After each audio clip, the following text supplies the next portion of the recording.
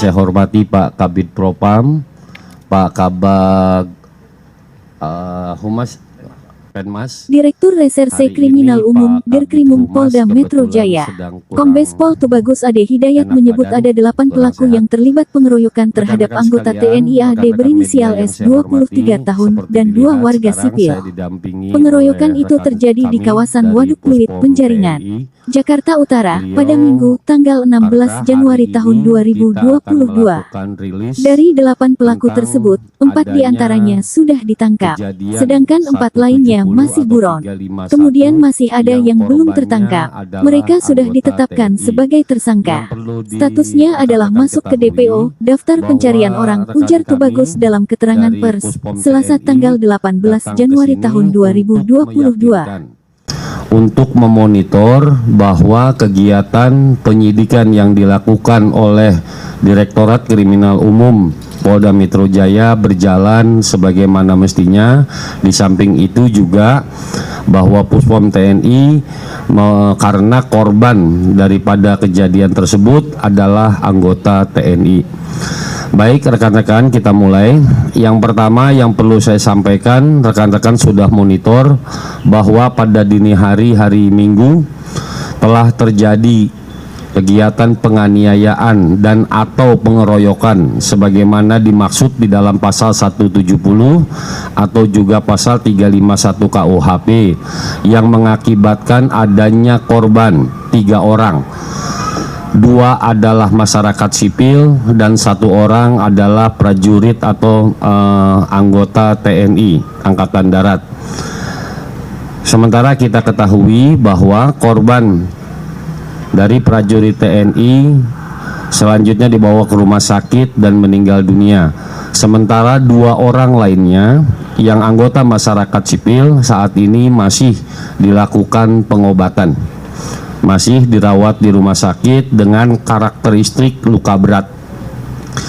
Adapun kronologisnya bahwa kejadian terjadi di TKP di Waduk Pluit, di mana ada sekelompok orang yang datang ke sana dengan maksud mencari seseorang. Kemudian terdapat anggota TNI yang saat itu sedang duduk-duduk di sana.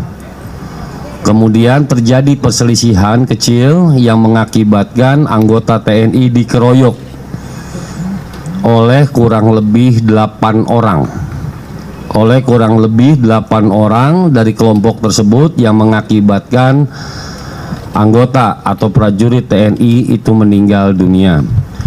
Dari perkembangan tersebut, kemudian Direktorat Kriminal Umum, kemudian Polres Jakarta Utara dan juga Polsek Penjaringan membentuk tim bekerja secara bersama-sama dari Direktorat, dari Polres dan juga dari Polsek melakukan. Dengan hasil pada hari Selasa kita sudah mengamankan 4 orang dari 8 orang yang kita duga melakukan aksi tersebut.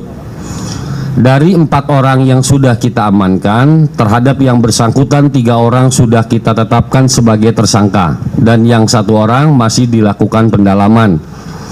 Kemudian masih ada yang belum tertangkap, kepadanya sudah ditetapkan sebagai tersangka. Statusnya adalah masuk dalam daftar pencarian orang. Orang tersebut antara lain adalah atas nama Baharudin. Ini orangnya. Atas nama Baharudin, dialah yang diduga kuat melakukan aksi penusukan. Kemudian yang kedua adalah DPO atas nama Sapri. Ini sudah kita tetapkan sebagai tersangka dan saat ini sedang kita lakukan pengejaran. Dan yang ketiga adalah DPO atas nama Ardi. Atas nama Ardi. Ini orangnya. Rekan-rekan sekalian, kepada 3 orang ini sudah kita tetapkan sebagai tersangka dengan alat bukti dari keterangan saksi, kemudian dokumen berupa kamera, ada pemutar film dan juga dari alat bukti lainnya. Oleh karenanya kepada yang bersangkutan telah ditetapkan sebagai tersangka dan statusnya adalah DPO. Oleh karena itu terhadap 3 orang ini agar segera menyerahkan diri kepada Direktorat Reserse Kriminal Umum Polda Metro Jaya dalam waktu yang sesingkat-singkatnya. Mungkin itu rekan-rekan yang dapat saya sampaikan pada pertemuan press release hari ini, supaya beritanya nanti akan terus berkembang, karena penangkapan tidak langsung 4 orang, dari 1 orang, 2, 3, dan kemudian saat ini 3 orang sudah kita tetapkan sebagai tersangka dan 1 orang masih dibutuhkan pendalaman yang ditangkap yang terakhir. Itu rekan-rekan penyampaian press release dari Polda Metro Jaya.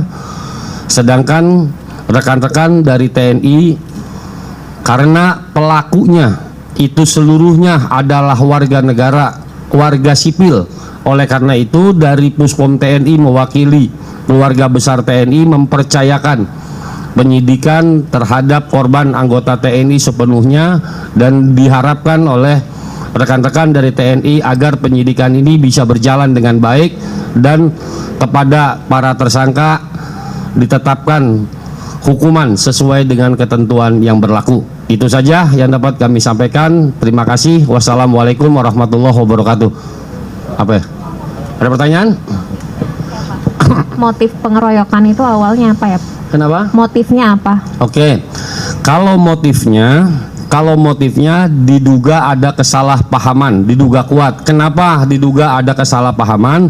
Karena antara anggota prajurit TNI yang saat ini jadi korban dengan para pelaku tidak pernah ada permasalahan sebelumnya.